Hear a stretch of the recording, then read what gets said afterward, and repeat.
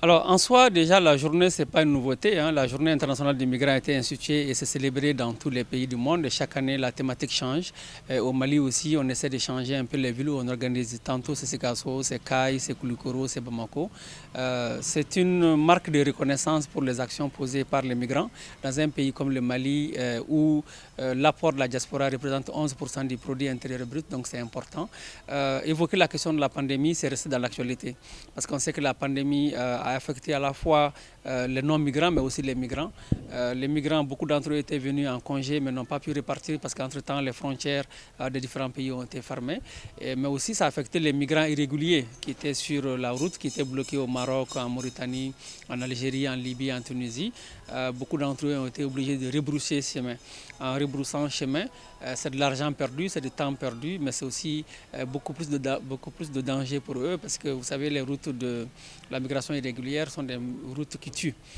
Donc c'est important qu'il y ait une journée consacrée à cette journée et ça permet aussi de réfléchir avec les migrants, mais aussi avec les familles des migrants, quelles sont les alternatives parce que ce genre de difficultés se présente et la pandémie n'était pas prévisible en soi, mais le fait que la pandémie ait eu lieu, ça permet même aux familles aussi de comprendre tant soit peu les difficultés dans lesquelles vivent leurs enfants, les proches qui sont en migration. La région de Kay est symbolique parce que c'est la région pourvoyeuse de migrants. Notamment vers l'Union européenne, si on prend les 120 000 Maliens en France, au moins 80% sont originaires de la région de Kay. Donc c'est pour dire que symboliquement Kay c'était important et on sait que les migrants sont une soupape de sécurité. Alors par les autorités, pas vraiment, vous savez, c'est une journée lorsque elle arrive, chaque structure essaie de faire tant soit peu ce qu'elle peut. Donc le projet migrant que je coordonne a travaillé plutôt avec une association de jeunes dans un quartier de Bamako. Donc nous avons fait une projection de films sur l'histoire d'Ousmane. C'est un film que nous avons monté en 10 chapitres qui parle de tous les processus migratoires depuis la prise de décision, les voies empruntées pour la migration irrégulière, les difficultés dans les pays de transit et les conditions d'accueil en Italie, mais aussi les conditions de vie, la question de la recherche de la carte de réfugié, des choses comme ça, jusqu'au retour, donc le retour et la réinsertion. Donc nous avons fait ça avec des associations de jeunes.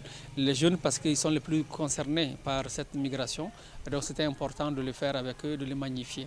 Donc les autorités l'ont fait, mais par le passé nous avons collaboré ensemble et tout ce que nous faisons de toute façon, que ce soit notre activité, le projet migrant ou d'autres activités, c'est pour accompagner le ministère en charge des Maliens à l'extérieur. Alors, de mon point de vue, la migration est un droit, partir est un droit, mais si partir est un droit, il y a des règles qu'il faut connaître dans les conditions donc il y a des conditions d'entrée et de séjour dans les pays d'accueil qu'il faut connaître.